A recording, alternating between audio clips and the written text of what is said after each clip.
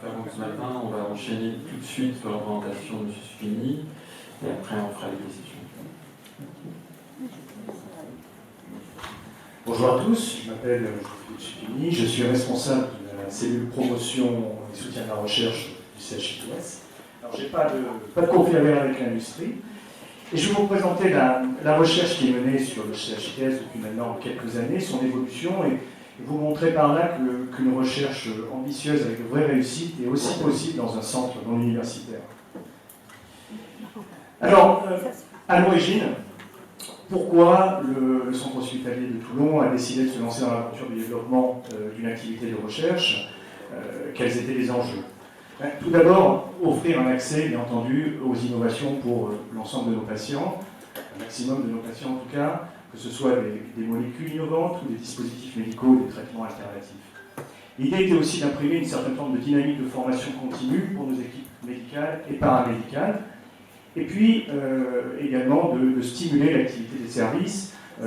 Forcément, participer à des projets de recherche clinique, ça attire de nouveaux patients, mais ça attire aussi de nouveaux médecins, donc stimuler le recrutement médical. Il y a un impact budgétaire qui est réel. Certains traitements très onéreux se retrouvent gratuitement parce qu'ils sont pris en charge par les promoteurs. Et puis il y a un certain nombre de recettes qui peuvent ne pas être négligeables et qui ont un intérêt dans un contexte un petit peu tendu pour les établissements hospitaliers. L'idée derrière ça, c'était de pouvoir positionner l'établissement comme un référent sur les questions de recherche au niveau du département. Alors, avant 2008, il y avait une activité de recherche qui existait sur le centre hospitalier, mais qui n'était pas structurée. On avait peu de personnel qui était formé, alors on avait la chance d'avoir un poste EMRC, l'équipe mobile de recherche clinique, qui était centralisé sur Nice, mais en dehors de ça, pas grand-chose, donc du coup un manque d'inclusion, globalement, une activité qui était plutôt réduite, et puis des services qui travaillaient chacun un petit peu indépendamment, donc il n'y avait pas de coordination ni véritablement de communication. D'un point de vue administratif, on avait des petits soucis de recettes, de surcoûts mal évalués, et globalement une méconnaissance de tout ce qui est bonne pratique clinique, cadre réglementaire, et l'activité qui était parfois jugée comme accessoire dans un centre qui n'est pas universitaire.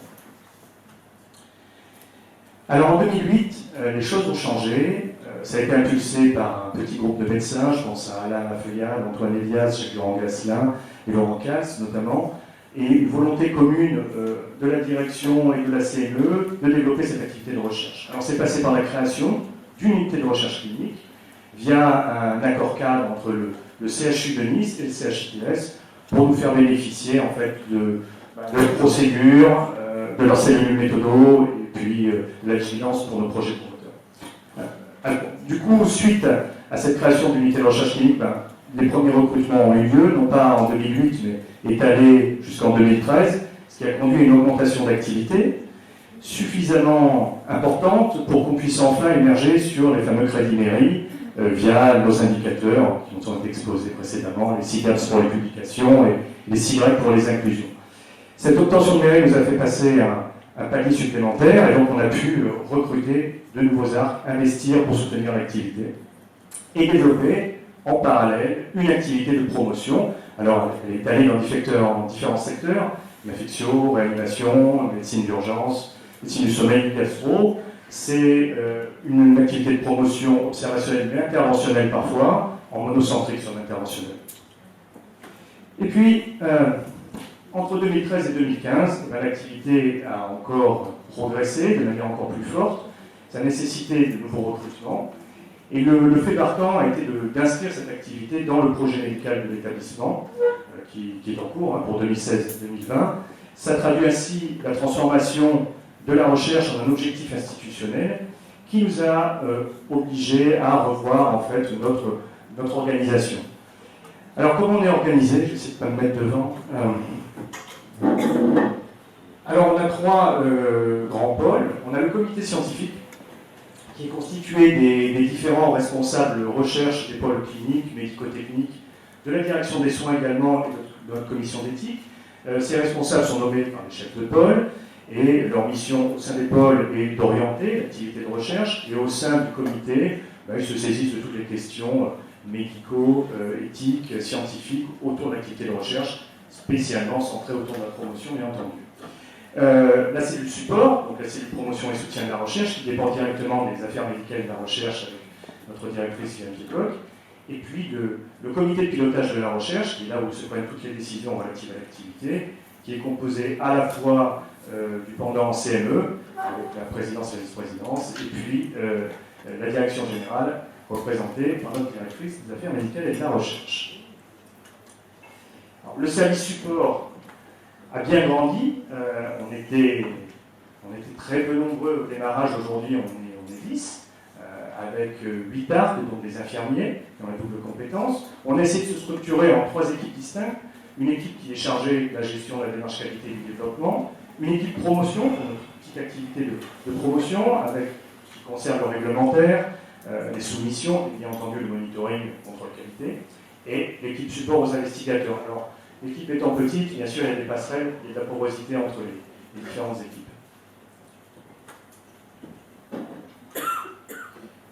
Alors, si je parle de notre activité, je vais vous donner quelques chiffres assez généraux. Aujourd'hui, en 2015, on est le premier CH non universitaire, non CC, sur PACA en ce qui concerne l'activité de publication médicale et l'activité de recherche institutionnelle, pour les 2 indicateurs SIGAP-SIGAP. À l'échelle nationale, on se situe entre le 9e et le 12e rang en fonction des indicateurs. On avait pratiquement 150 essais en cours en 2015. La majorité reste des essais interventionnels, on fait peu d'observationnels, mais on a une activité quand même notable. La promotion est à hauteur de 2 tiers académique et 1 tiers industriel, mais c'est une activité, la promotion industrielle, qui tend à se développer. Vous le verrez dans le graphe un petit peu plus loin. On a eu plus de 1400 patients qui ont été inclus, non pas en 2015, mais qui ont été inclus dans les essais qui étaient ouverts en 2015. Les inclusions 2015, ça représente environ 900 patients. Et on a une activité modeste, mais qui existe, de promotion des essais cliniques, 2 voire 3 projets maximum par an. Là, vous allez voir l'évolution du nombre d'essais entre 2008 et 2015. Ça nous plaît. Alors c'est un indicateur comme un autre, mais qui montre l'évolution de notre activité. Alors en bleu, c'est la partie essai interventionnel, la plus intéressante. Et vous voyez que notre partie d'essai observationnel est restée à peu près constante. Donc on est autour de 150 projets aujourd'hui. Notre budget, il a suivi la même progression. Donc on est passé de quelques dizaines de milliers d'euros à la fin des années 2000. Et aujourd'hui, on est au-dessus du million, voire 1,2 million pour cette année de recettes, ce qui nous a permis d'investir pour soutenir l'activité. Alors, notre activité de recherche, elle est forcément très dispatchée sur les différents pôles. Chacun des services, je crois, a une activité de recherche. Elle peut être modérée, plus intensive, en fonction des thématiques. Bien entendu, l'oncologie représente, vous le voyez, plus de la moitié des protocoles qui sont en cours. Après, on a aussi des pôles d'activité importants, historiques, que ce soit autour de la réanimation, du cardiovasculaire. Médecine et spécialité, c'est un pôle qui regroupe beaucoup de services chez nous. Ça va être l'infectiologie, la neurologie, et l'endocrinologie. Alors, c'est vrai que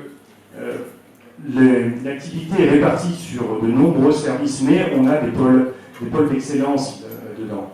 Je pense notamment à l'oncopulmonaire, où, grâce au dynamisme de Clarisse Odiger-Valette, qui va intervenir après moi, on est devenu le premier centre recruteur en 2015 pour l'intergroupe français de cancérologie thoracique. Ça nous a ouvert les portes aussi de nombreux essais industriels majeurs en multisanté internationale sur notamment l'accès à l'immunothérapie. De manière générale, en oncologie, c'est vrai que les ouvertures de projets qui ont lieu actuellement se centrent sur tout ce qui est criblage génétique et thérapie ciblée, voire immunothérapie.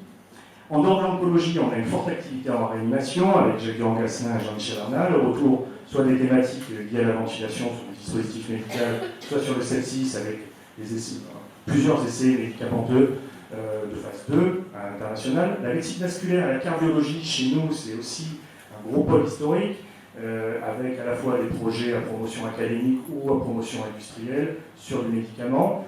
On démarre aussi des campagnes de projets promoteurs dans cette thématique. En psychiatrie également, sur des médicaments, notamment de phase 2, avec beaucoup d'essais depuis ces dernières années. L'infectiologie sur le VIH avec Alain Lafeuillade, on a toujours entre 12 et 15 essais en cours qui se renouvellent avec la NRS ou les industriels. Et puis la nouveauté depuis quelques mois, c'est Pôle Femmes-Enfants, avec notre génétique, sur le diagnostic prénatal et toute une suite d'essais en collaboration avec la PHM. Alors, un petit focus sur l'oncologie. Comme je vous l'ai indiqué, certes, la majorité des essais aujourd'hui ont lieu dans la thématique de pneumologie, mais vous voyez que l'ensemble des secteurs est concerné, que ce soit les digestifs, la gynéco, les pathos. L'oncologie, ici, c'est les transorganes, donc c'est pour matcher sur différents secteurs. L'urologie, c'est un peu plus restreint, mais c'est un service qui est neuf chez nous, donc ça va tendre à se développer. Et alors, je pense que le graphique est assez parlant. C'est l'évolution du nombre d'inclusions depuis 2008. Alors, en rouge, sont les inclusions sur l'année. Mais pour apprécier la charge de travail dans ces spécialités, qu'on vient de regarder l'histogramme bleu, c'est celui des patients qui ont été inclus ou qui sont suivis dans les études en cours. Alors là, on n'est plus sur du facteur 10, on est sur du facteur 100, puisqu'on est passé de quelques poignées en 2008 à plus de 400 en 2015. Donc ça vous laisse imaginer l'activité qu'il a fallu soutenir assez rapidement, surtout depuis 2014. Alors aujourd'hui, on souhaite développer l'activité de recherche clinique un petit peu plus loin, et on a des atouts pour le faire. D'abord, on a un fort potentiel d'inclusion parce qu'on a une augmentation aussi d'activité générale sur le centre hospitalier, et c'est un potentiel qui nous reste encore à exploiter. On a des équipes qui ont maintenant une vraie expérience significative avec des supports médico-techniques, laboratoires, pharmacie, imagerie de qualité, qui nous donnent accès aujourd'hui aux protocoles majeurs. On a aussi su développer une expertise technico-réglementaire au sein de notre cellule de recherche. On a développé en lien avec les CHU autour, qui nous permet aujourd'hui de pouvoir, oui, se porter promoteur et de le faire avec toute la qualité attendue. La recherche est devenue un projet institutionnel, un projet médical, mais tout le monde se sent concerné, je pense, aujourd'hui au sein du centre hospitalier, toutes les directions, les services cliniques, les services médico-techniques. De ce fait, même si on est une structure relativement petite, on est adaptable et on peut être très réactif du fait de notre souplesse d'organisation. Alors le contexte général, vous le connaissez, de toutes les façons, il est éminemment favorable au développement de la recherche, quel que soit le type de centre, que ce soit l'arrivée de nouvelles thérapies ou la recherche continue de nouveaux partenaires. Alors pour terminer, nos objectifs, pour le futur plus ou moins proche, poursuivre le développement de notre activité de recherche, tant du point de vue du nombre d'essais que de celui des inclusions, mais également essayer de dynamiser notre promotion. Alors on lance actuellement 2 appels à projets par an que l'on subventionne, et puis en fil rouge, surtout améliorer notre démarche qualité, c'est indispensable. Alors pourquoi pas viser à terme dans quelques années une labellisation, mais ça demande beaucoup de travail, mais c'est un objectif, pourquoi pas, qui peut être intéressant.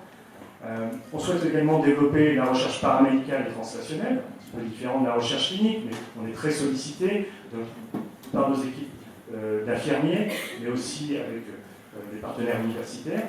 Et puis, là, c'est pour le coup le fil rouge de 2016, initier des collaborations locales, notamment préparer l'arrivée du groupement hospitalier de territoire. Voilà, j'en ai fini.